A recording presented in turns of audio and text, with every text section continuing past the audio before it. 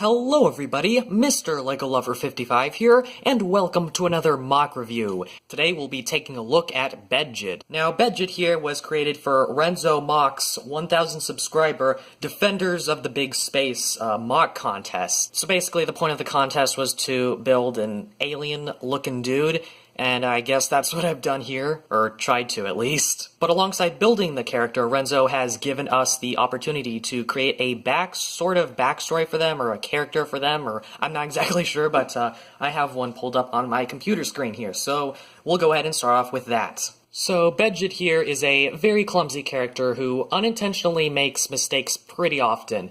He was kicked off his home planet Chedox, and he was forced into exile because he irritated the mayor of his hometown. I'm not entirely sure what that would be, but he did something bad to make him angry. Bedjid spends most of his days trying to do good for other people in the galaxy, but ultimately fails every single time and makes things worse than how they were originally. And that's pretty much all there is to his sort of backstory stuff, I guess. But taking a look at Bedjid himself here, we can see that his color scheme is red, blue, black, and I guess a bit of gray as well. When I was building Bedjid here, the main thing that I wanted to incorporate was this Dragon Bolt headpiece, so I wanted him to have sort of a, I guess, sort of a dragon... I wanted him to have a dragon head and then have like a humanoid body, but I also wanted to give him like a sort of a hunchback as well, so his head is a little bit lower, a little bit below his shoulders, so that's what I ended up doing there. Another thing I ended up trying to do is to make his design a little bit, I guess, cartoonish, if that makes any sense, so that's sort of why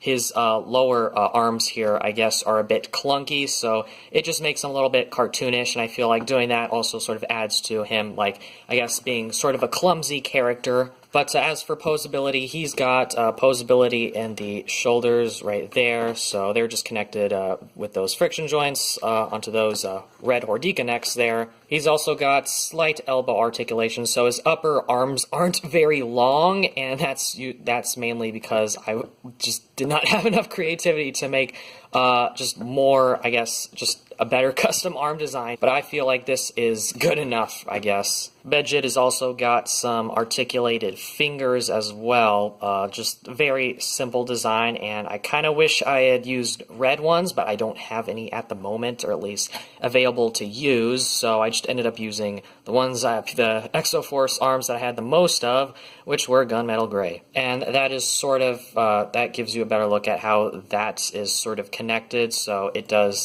so you can actually bring it in like that, so I guess you can get a little bit more articulation without realizing that the posability actually looks kind of awkward, but it is hidden because of that Praetorian Guard armor. Bedjid here can also open up his mouth like so, although it does, the part that's moving is the dragon head, so unfortunately, I wanted to connect the top of the dragon head to the neck, but unfortunately I ended up attaching the bottom, the lower jaw to the neck, so instead of like the lower jaw moving down, it's the top of the head that moves up, so that is a little bit disappointing, and I tried to do just a custom design for that. I don't know.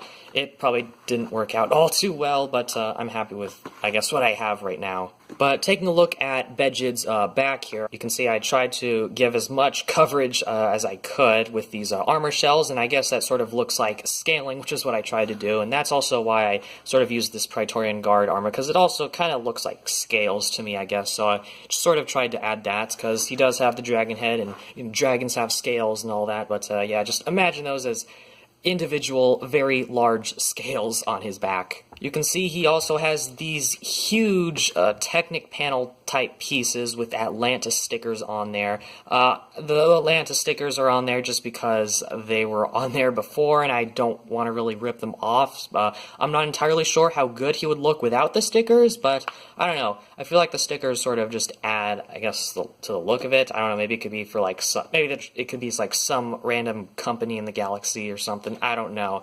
But I just left the stickers on there just so I didn't have to take them off. And these sort of panel pieces can be posed up and down, so again, because he was a dragon, sort of based off of a dragon, and he's using the dragon head. I kind of wanted to give him some sort of wings, or wing-like structures or something, and that's what the panel pieces are for. However, when I put them on, they seemed more like the wings of, like, say, a beetle or something like that, since it does, like, cover up the back of his body like that, or some sort of insect. But, yeah, and then they do come out like that, and he can, like, sort of pose them, so I guess he can...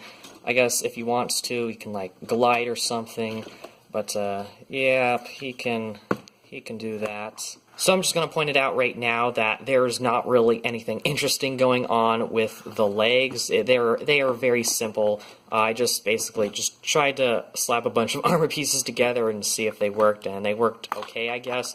Again, you're also probably going to see a lot of the Praetorian Guard piece, or at least pieces from the Praetorian Guard set all over this guy, because I bought an extra Praetorian Guard set that I needed for Phoenox V2, and so I had a bunch of extra Praetorian Guard pieces just lying about, so I thought I would use them here. But yeah, so there really isn't anything, there isn't a whole lot to the legs, so it's basically just CCBS bone pieces with some CCBS armor shells slapped on top. But the thing I probably spent the most time working on with Bedjid here is the torso design, and I for some reason just like putting a lot of time and effort into my torso designs, even though I feel like it doesn't show a whole lot, but yeah, that's his torso. So the base of it is the Beast torso that was introduced in the 2016 wave of Bionicle G2 sets with the beasts and all that, so that's sort of the base of it, and then I just basically added a bunch of stuff on top there, a bunch of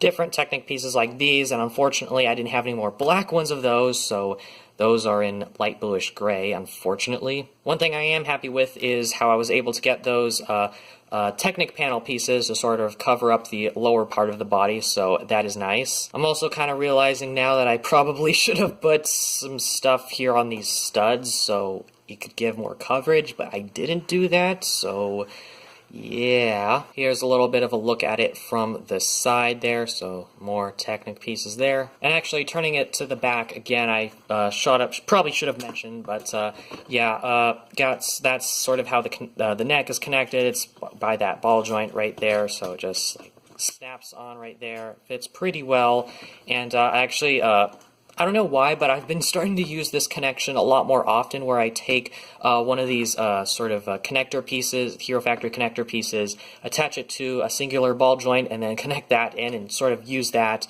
I don't know why I've been using that connection recently, because I did use that on Phoenox V2, and I'm using it here now, so I guess that's sort of a trend now with my MoCs. But overall, that's really all there is to What was his name again? So that's pretty much it for Bedjid here. So some things that I would have liked to fix up would definitely be on the torso. If I had more of these pieces in black, I would have definitely used those, but I unfortunately did not. I would also maybe try to fix up the head design a little bit so I can have the lower jaw open up instead of the top of the jaw opening up, so I would try to fix that, and then also try to give him some eyes there, because there really isn't any sort of translucent piece. I tried to add like a lightsaber rod there, but that ended up limiting the range of that the mouth could open up, so that didn't work out too well. And I probably feel like I kind of should have done a little bit more with the torso, because it looks just kind of barren, I guess, even though you don't really see it a whole lot because his head is covering it up. I feel like they could have used some other stuff there, like at least I should have put some system pieces there to cover up those studs, but unfortunately did not for some reason. And I guess maybe I could have found a better way to connect these sort of wing-type pieces or something. I don't know. Just sometimes posing them is a little bit, not tricky, but a little annoying, I guess. And I guess trying to pose the arms a little bit is annoying. One thing that's actually kind of annoying, though, is the lack of friction in the feet. So maybe I should have added a friction joint there or something, because yeah, he keeps leaning forward a lot. But overall, that's pretty much it for Bedjid here. I keep forgetting his name. I literally just made up the name. I just typed a bunch of random things together. I literally just tried to type random I guess, letters together until I came up with something good, and Bedjid apparently was the best thing I could come up with. But anyways, that's pretty much all I have to say about Bedjid here, so I hope you guys enjoyed this video. Thank you for watching, and keep building!